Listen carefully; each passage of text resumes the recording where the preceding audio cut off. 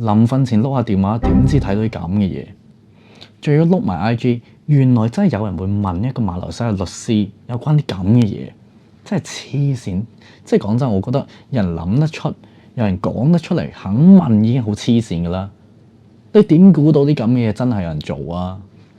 即係點啊？個人咁樣，跟住咁樣，跟住最後嗰個咁樣，唉！呢啲咪真係完美演繹，以其人之道還治其人之身咯，人形蜈蚣咁。嗱，不過認真答，輪姦咧喺大部分地方都唔係一條罪嚟嘅，咁但係佢係會影響法庭決定判刑判幾重嘅一個行為嚟嘅。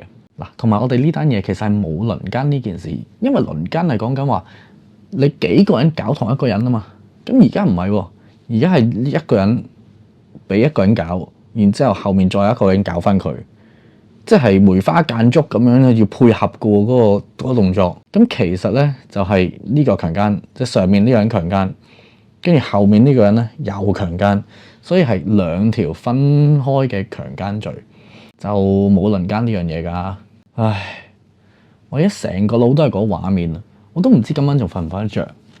唉，不過都要試下㗎啦，係咁啦，早唞，拜。